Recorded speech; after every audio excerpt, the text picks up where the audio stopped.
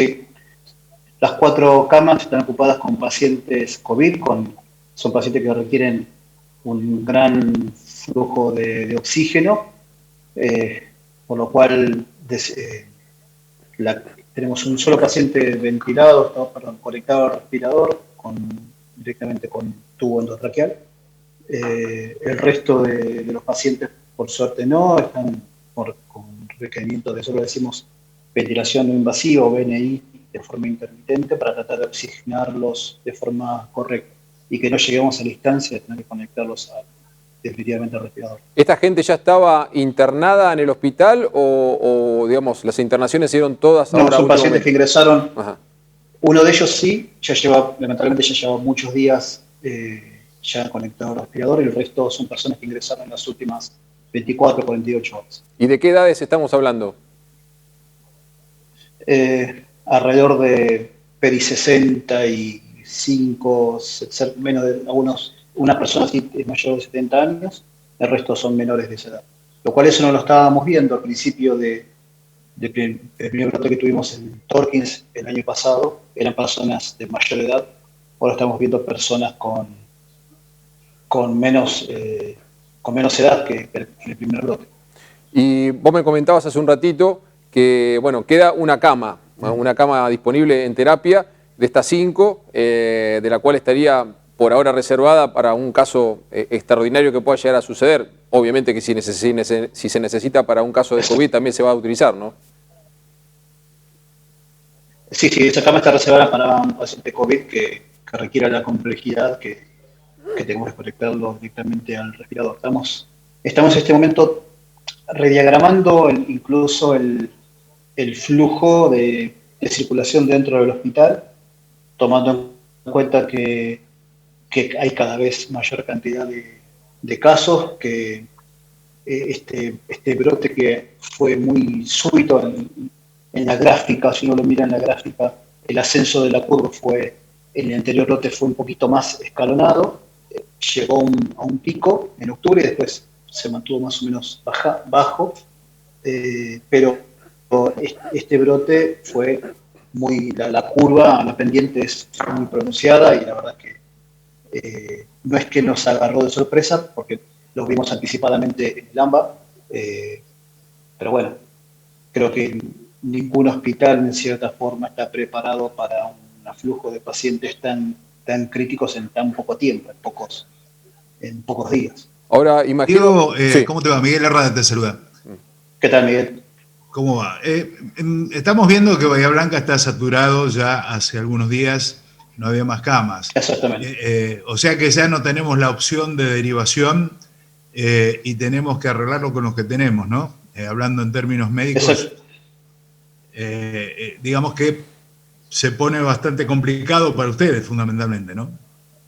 Exactamente, nos ha pasado tener que derivar pacientes con patologías que no son COVID, que requiere una complejidad de un con un centro de mayor complejidad, y no lo hemos podido derivar justamente por esa problemática, porque el resto de los centros de Bahía Blanca están cerrando están saturados en su capacidad de camas y no pueden recibir otras patologías distintas. Es un gran problema que estamos teniendo. Ahora, ante ese panorama, ayer lo Por suerte charlábamos. tenemos la terapia que nos permite en este momento poder darle respuesta a situaciones críticas a los vecinos. Diego, la pregunta es la siguiente. Ante ese panorama, ustedes lo están de alguna manera testeando permanentemente y charlando con las autoridades municipales. Digo esto porque se puede constituir en un verdadero problema si estos números se siguen incrementando, ¿no? Digo, para tomar medidas restrictivas. Sí, exactamente.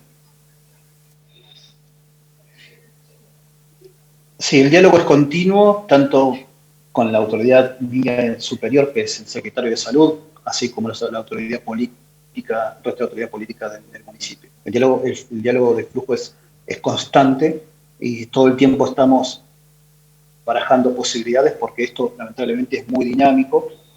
Si estamos desde el hospital, lo que estamos haciendo es, como le dije, tratando de de cambiar, incluso vamos a cambiar la circulación ya del hospital para ampliar la capacidad de camas para poder dar respuesta en el caso de que se sature el área COVID por completo, tengamos mayor capacidad de camas para poder recibir a más pacientes.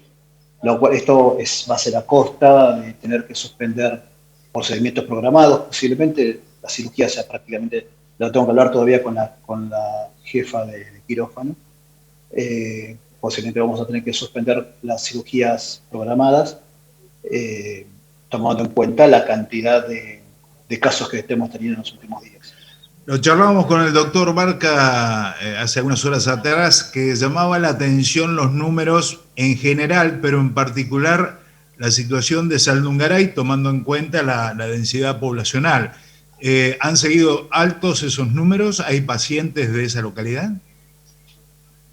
Sí, tenemos pacientes, incluso tenemos un paciente internado de esa localidad acá en nuestro hospital, porque se ha complicado su situación de salud, la tenemos acá internada a uno de los pacientes. Y sí, es algo que no pasaba al principio, que era la mayor cantidad de casos se habían focalizado en Torkins en sí, en la ciudad de Torkins, y no eran tanto en Sierra La Ventana y en Saldungaray. Actualmente hemos visto que la explosión de casos, el brote de casos que ha habido en Saldungaray realmente es significativo y alarmante, tomando en cuenta que la complejidad que maneja Saldungaray es solamente de un centro de atención primaria. Entonces, bueno, es algo realmente que nos preocupa y nos llama significativamente la atención.